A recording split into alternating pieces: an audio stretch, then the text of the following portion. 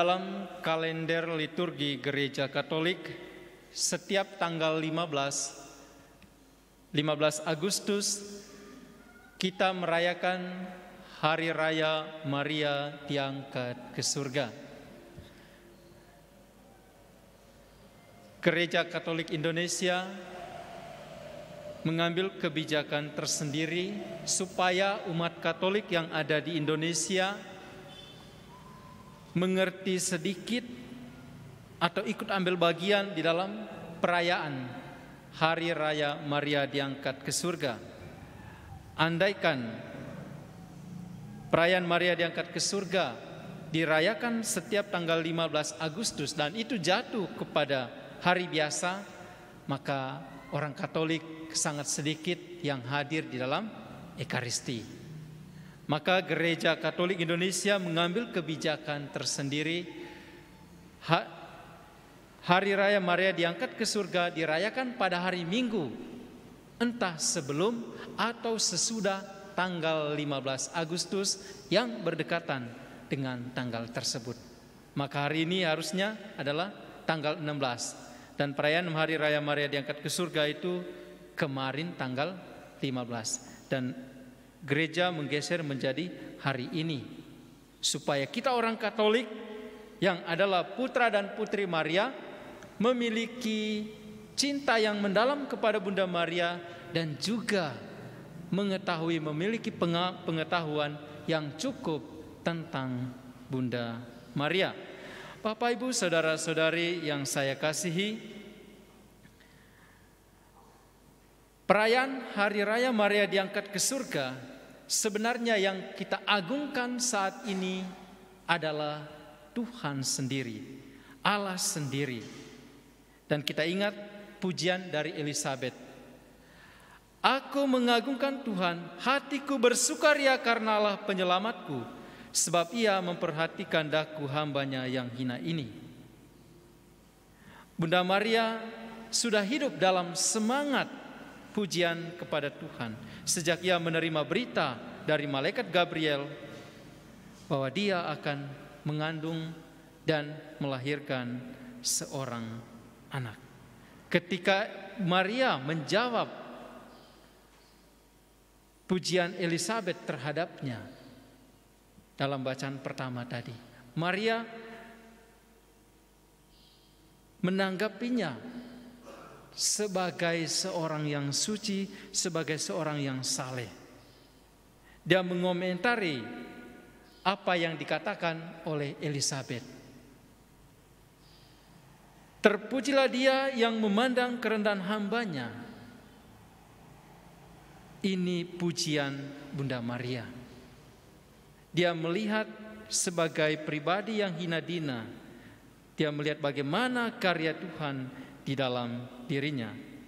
Kalau kita cermati, tak ada satu kata pun di dalam Injil, ya, yang di sana dikatakan bahwa Maria diangkat ke surga.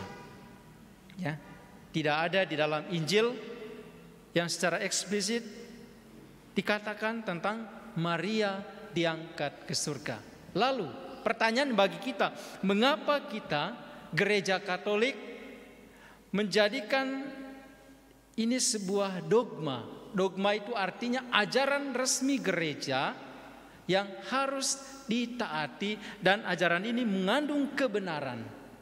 Maka Paus dengan kekuasaan yang dimilikinya ketika dia menetapkan ajaran resmi dogma Maria diangkat ke surga dengan kekuasaan yang dimilikinya, maka kita sebagai orang Katolik harus taat dan juga percaya bahwa apa yang dikatakan oleh Bapa Suci bersama dengan para uskup yang menetapkan ajaran ini, dogma Maria diangkat ke surga, sebagai sebuah ajaran iman yang benar, dan ini dilandaskan kepada kitab suci. Memang di dalam kitab suci tidak dikatakan, namun ada dasar biblisnya. Maria diangkat ke surga, yaitu di dalam kitab Wahyu kepada Yohanes tadi. Ya, dalam kitab Wahyu salah satu menjadi dasar biblis Tampaklah suatu tanda besar di surga, seorang perempuan berselubungkan matahari dengan bulan di bawah kakinya dan 12 mahkota dari 12 bintang di atas kepalanya. Ini salah satu dasar biblis mengapa gereja menetapkan atau mengatakan bahwa Maria itu diangkat ke surga. Kalau kita perhatikan di dalam ajaran gereja Katolik tentang Maria diangkat ke surga ini, memang ada pro dan kontra. Ada orang yang mengatakan bahwa gereja Katolik membuat sebuah ajaran atau menciptakan sebuah dogma tanpa dilandaskan atau didasarkan kepada kitab suci. Sebab bagi mereka sumber wahyu ilahi hanyalah kitab suci.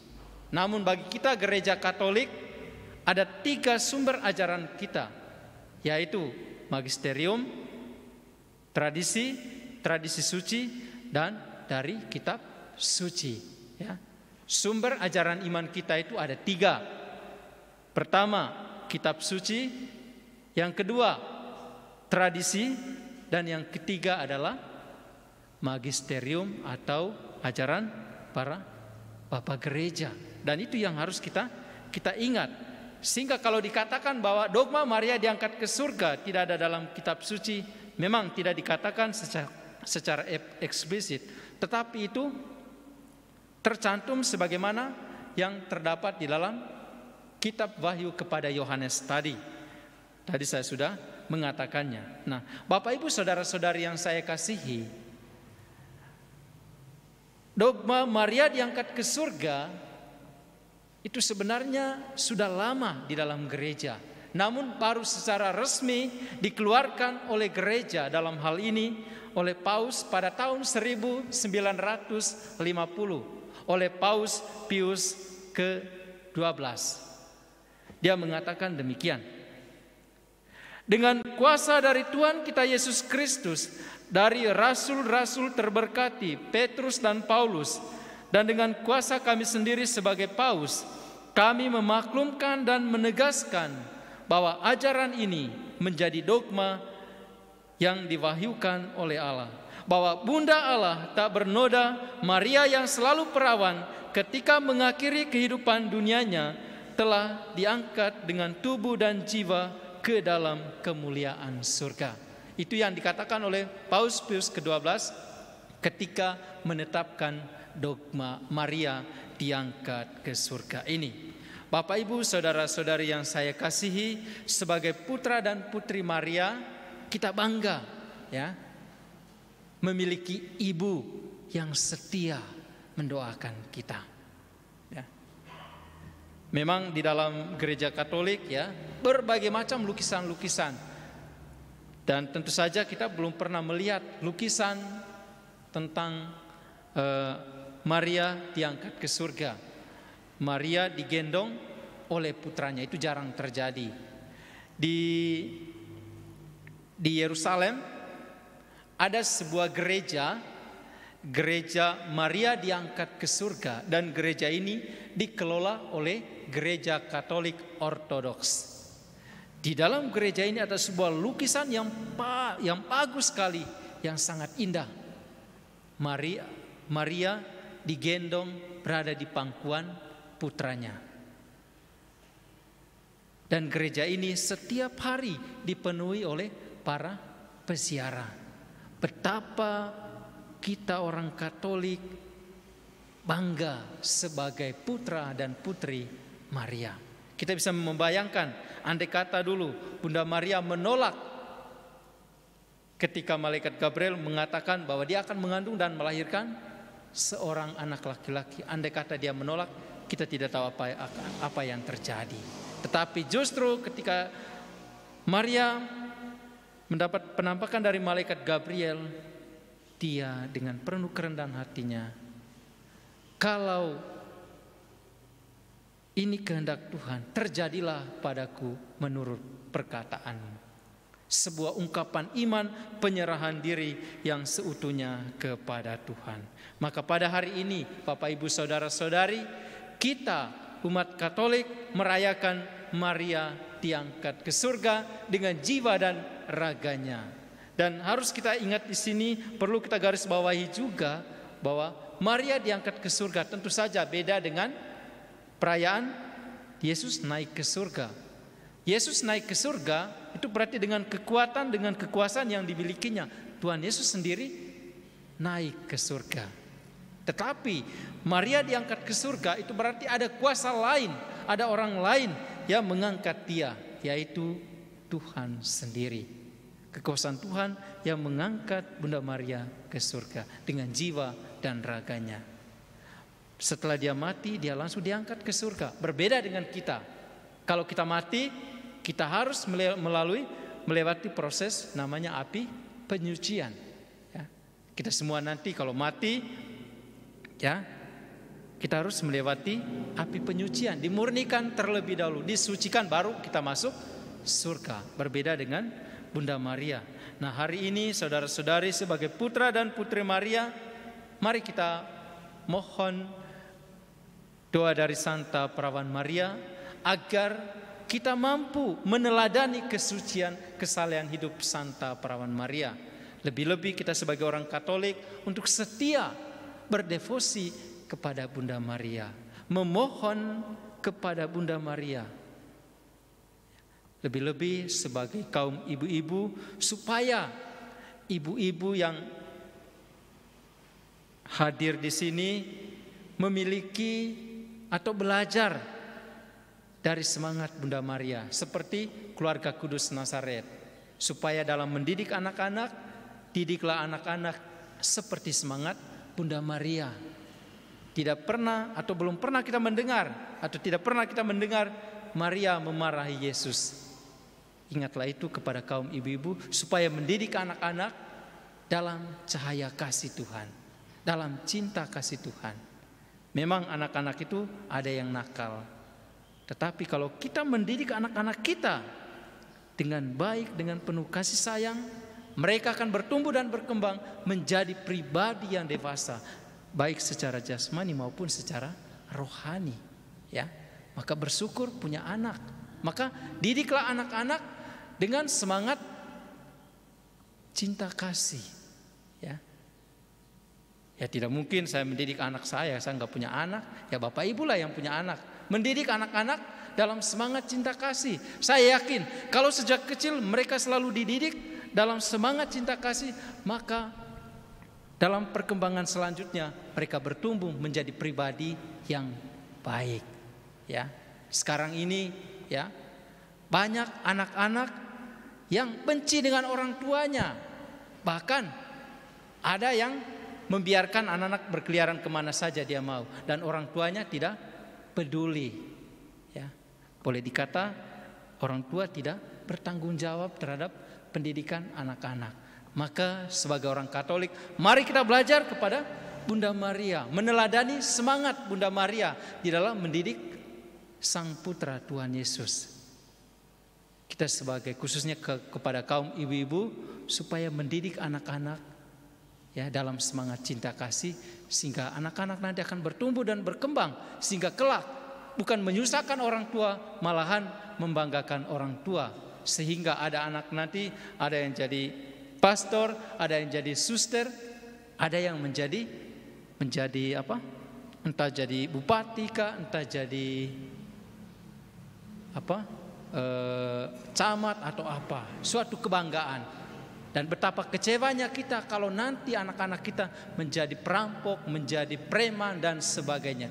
Tentu saja salahnya siapa? Salahnya orang tua. Berbahagialah kepada kaum bapak-bapak, ibu-ibu yang punya anak, dan didiklah anak-anak itu dalam cinta kasih. Saya jamin kalau sejak dini anak-anak dididik dalam semangat cinta kasih, maka mereka akan bertumbuh dan berkembang sehingga kelak mereka akan menjadi pribadi yang berguna, baik bagi keluarga, bagi gereja maupun bagi bangsa dan negara. Maka mari kita mohon doa dari Santa Perawan Maria yang diangkat ke surga, dan mari kita belajar dalam motonya, terjadilah padaku menurut perkataan. Amin.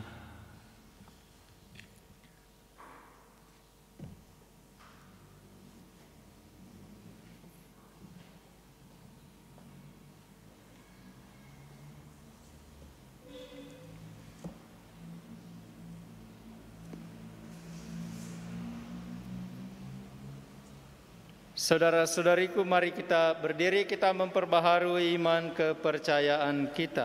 Aku percaya akan Allah, Bapa yang pencipta langit dan bumi, dan akan Yesus Kristus, putranya yang tunggal Tuhan kita, yang dikandung dari Roh Kudus, dilahirkan oleh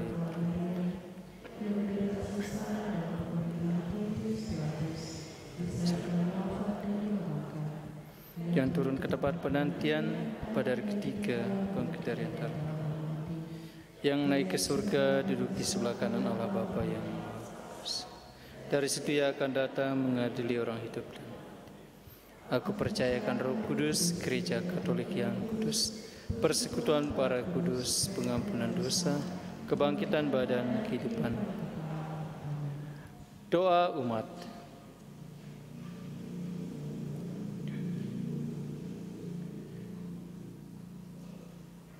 Melalui Bunda Maria, Allah Bapa berkenan tinggal di tengah-tengah kita dalam Kristus Putranya. Marilah kita berdoa dengan pertolongan Bunda Maria agar kita semakin mengenal Sang Bapa melalui Putranya Tuhan kita Yesus Kristus. Bagi Bapa Suci, para uskup dan para imam, ya Bapa, dampingilah selalu Bapa Suci, para uskup dan para imam, agar mereka menggembalakan umat-Mu dengan iman yang teguh, seperti Bunda Maria saat menerima perutusan sebagai Sang Bunda Penyelamat. Kami mohon, kabulkanlah doa kami ya Tuhan. Bagi para pemimpin masyarakat, ya Bapa, terangilah dan tuntunlah pemimpin masyarakat kami dengan sinar kasih-Mu,